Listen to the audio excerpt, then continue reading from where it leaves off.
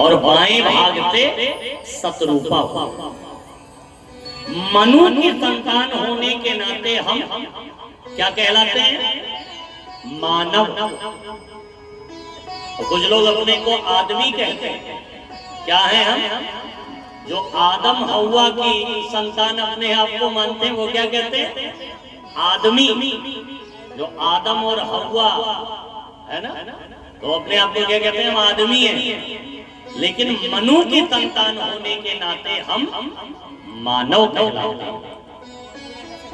ब्रह्मा के दाहिने भाग से स्वयंभू मनु आए और बाएं भाग से स्त्री शतरूपा आई। इसलिए आप देखते हो मनुष्य का दाहिना भाग सर बड़ा मजबूत होता है और कन्या स्त्री बाईं ओर क्या रहता है? दिल। मनुष्य के पास विवेक ज्यादा होता है, वो दिमाग ज्यादा लगाते हैं। लेकिन स्त्री के पास महाराज ये हार्ट प्रधान मानी जाती है। तो ये कोई भी बात देखिए तो तुरंत उसको दिल पर ले लेती है। इनके अंदर सोचने की क्षमता ज्यादा होती है, निर्णय लेने की क्षमता उतनी नहीं होती। निर्णय लेने की क्षमता ज्यादा पुरुषों के अंदर होती है और महिलाओं के अंदर ये कोई भी बात तुरंत उसको देखिए, कोई बात इनके मन के ना हो तो दिल पे ले लेते हैं। आंखों से टप टप टप टप आंसू गिरने लगेगा। क्यों? क्योंकि इनकी उत्पत्ति ही बाएं भाग से हुई। तुम्हारा स्वयंभू मनु और शतरूपा हुए, फिर दक्ष हुए।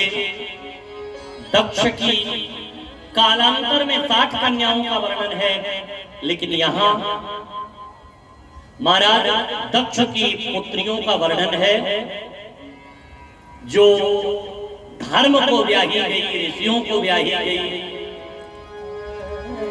और दक्ष के यहाँ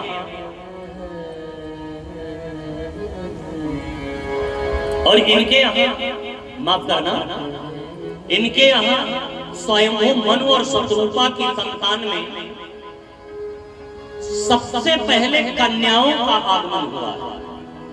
आकृति, देवहूति और प्रसूति। और 2 पुत्र हुए, प्रियव्रत और उत्तानपाद। ध्यान से सुनिएगा, सृष्टि की उत्पत्ति में सबसे पहले बेटी पैदा हुई। स्वयंभू मनु और शतरूपा के सबसे पहले कौन हुए? आकृति, देवहूति और प्रसूति। और फिर 2 पुत्र हुए, प्रियव्रत और उत्तानपाद। ध्यान दीजिएगा, पुत्रियों के यहाँ कौन आए?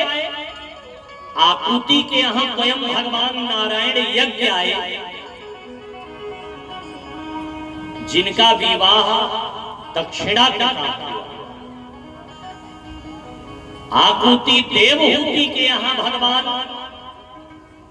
नारायण स्वयं कपिल बन करके आए और प्रसूति के यहाँ साक्षात भगवती जगदम्बिका सती आई।